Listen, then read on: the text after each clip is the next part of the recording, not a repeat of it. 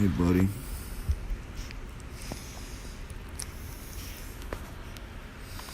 Say good morning to the camera.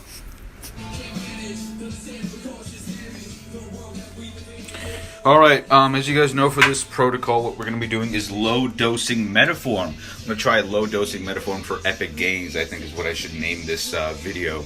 But I'm going to be using 0.5 milliliter only on every single body part before I train it. That includes, besides lats, because lats I feel just need so much volume being they're such a big muscle. Quads, bicep, tricep, shoulders, traps, everything. Not enough to really make that fascia stretch so much that we're so sore the following days that it crossovers our workout, but just enough where we can get some sort of a enhancement from the product. So the application will enhance the pump as well as our pre-workout and the other stuff that we do throughout the day. We're going to do a low-dose Metaform application. This is 1.5 milliliters in each bicep head, so we're splitting that up, 0.75 milliliters per head. I'm just going to inject it directly on the peak here. One marker that you can use to find the head of your bicep is actually flex your bicep, find the peak, which is at the very... So the area is already disinfected. I'm going to take my needle top off. I'm going to allow my arm to relax while I do it. Inject right near the area.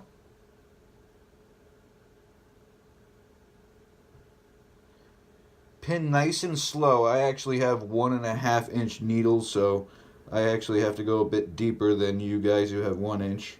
And we're just going to apply 0.75 of a draw, which should be right there. We're done. No blood. Success. Anyone else love it when your powder just plops at the bottom of the shaker? Like, boom, man, that is badass. Especially when it comes to pre-cage, man. These scoops are fucking huge with all these patented, efficaciously dosed ingredients. Check out my little bee pill. All right, we're ready, kids. Got the grape juice, the intra. I get so many damn invoices on my Snapchat inbox and Instagram about site enhancement oil and why I use it and why people hate it and why they bash on it. Let me explain something to you. Metaform is a water-based solvent. It's not like synthol where it's oil. How would you like it if you injected cooking oil into your skin? Synthol is made of oil. That's why the muscles look more like a firm type of a rough look, whereas Metaform will actually enhance the size of the muscle naturally, like it's already like it's real muscle.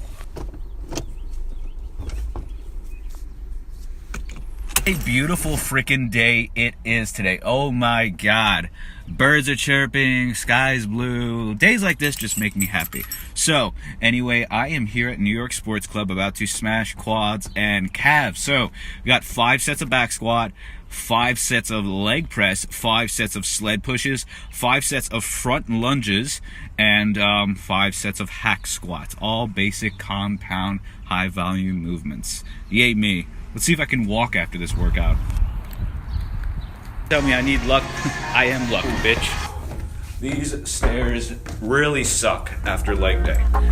So I'm going to be regretting these later.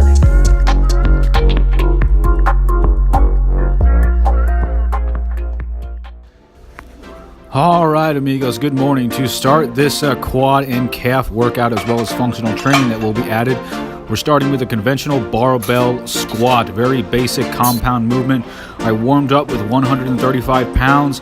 Pick a weight that you can perform with full range of motion for at least 20 to 30 repetitions. So for me, this landed at 135 pounds, which has been my warm-up for about a few years. I do it with just the bar, starting out just 45 pounds, about 10 to 15 repetitions to get the legs loose, and then 135. I perform about 2 warm-up sets just because a squat for me requires a little bit more. So here is shown an additional 10 reps before we start racking out for the working sets. Next set here is done with 205 pounds. I have the weight belt on. I'm performing about 10 to 12 repetitions Not to failure, but just enough where I can get blood flow, start getting my breath moving, heart rate pumping, and all the joints and muscles ready for the prime working sets that we're going to perform. So as per the protocol that you saw, we're doing 5 sets of 10. 5 sets of 10 here. A weight that I found works for me is 240 pounds for about 10 repetitions. Now with these 10 reps, we are not pausing. We are actively trying to get each and every rep out without stopping. So I was able to perform about 12 to 13 on my first set. And as the sets went on, as shown here, I was fatiguing very, very quickly. I've always been stagnant when it comes to performing a barbell squat. I either go up and down due to injuries, but I tend to gear towards more machines.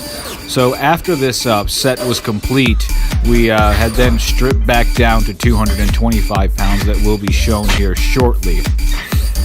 I performed about 3 sets with 240, performed a rest pause as shown here where I racked the weight, rested for about 10 seconds, unracked the weight and performed another 5 to 6 reps. Sets of about 10, 8 to 10 is complete. We did a rest pause there at the end. Now we're doing 2 sets with just 225 on. Nothing too crazy. That we will just be up here. What we're going to do for 10 reps. So we got 20 more to do.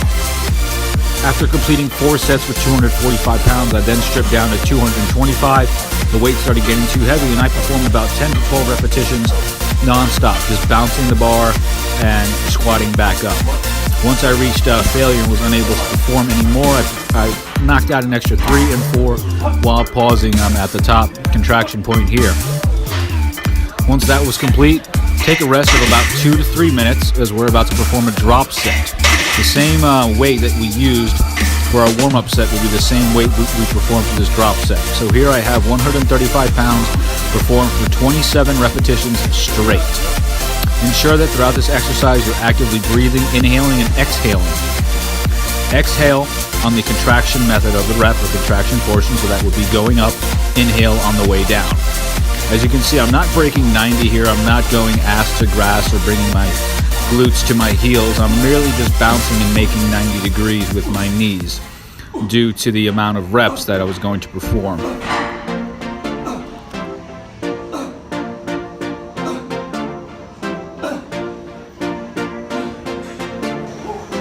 Alright, after merely limping on over to this CrossFit station here that I like to call this grass area, I performed a walking lunge. I warmed up with just a 25-pound plate aside, went for about 10 to 20 paces. So about 6 paces forward, 6 paces back, and another 6 paces forward. Equals at about 20. I pick a number in my head and I just pretend like I'm walking. That's merely how I like to perform my reps. This exercise was then superset with a leg extension that will be shown here. Don't go too heavy on this, as this merely is, I'm using this exercise just to keep a good pump and contraction, and the quadriceps being this is a quad dominant and based workout. Perform about 10 to 20 repetitions, rest, and head on back over to lunges. Again with 95 pounds, perform for about another 10 to 20 paces. If you have to rest in between sets, I did as well. That is completely okay. Sometimes I'll just stand there with the bar, maybe perform 1 lunge, rest 5 seconds, and perform another one. Now moving on to our working weight here, we have 135 pounds on the bar, perform for about 8 to 10 paces. Again, superset this with the leg extension. Perform 3 circuits of this. So this will be 3 sets of working set lunges with 135, 3 sets of leg extension. Superset the lunges and leg extension there, and we're on to 5 sets of the sled push, which is right there.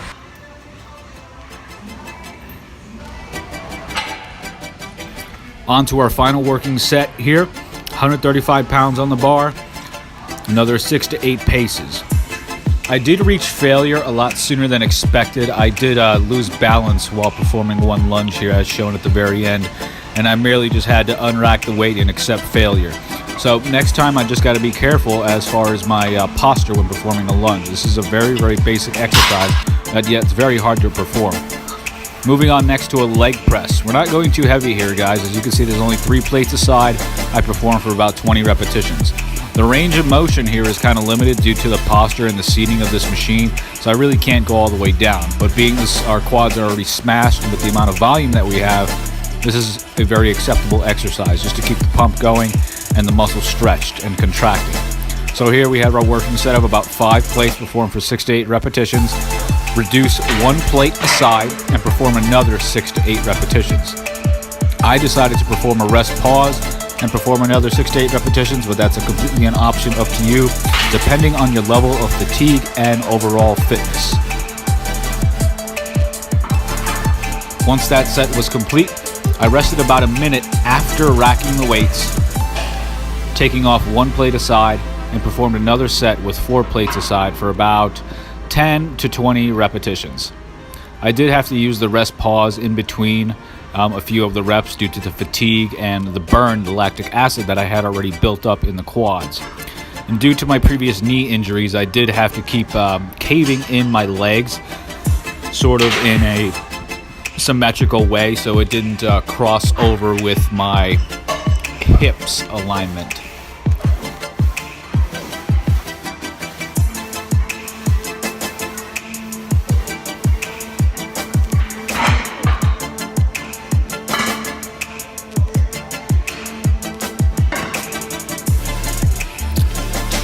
Now moving on to our circuit for the leg day, we are performing 10 repetitions of a hex bar, trap bar deadlift. This was then superset with a sled push that I stationed about 10 feet away, as you can see. This is just a general warm-up set here. There's only 3 plates aside. I pushed for about 2 rounds, went back over to the hex bar and performed about another 10 to 20 repetitions. So we did a total of about 40 reps. Push the sled back and forth just once. Rest about 3 to 4 minutes, as this is heavy, high interval training. And here I have a 45-pound weight vest strapped to myself that I have bought with, the 3 plates aside that I pushed back and forth for 2 rounds. Once this was complete, I moved on to the trap bar and performed a farmer's walk with just 3 plates aside, generally getting a warm-up. There are no clamps set aside for this bar specifically, and the ones on the standard Olympic barbells do not fit. So I am trying my best to not let these plates fall. I'm going to buy my own clamps next time, but if you guys have access to this and access to clamps, that's more power to you.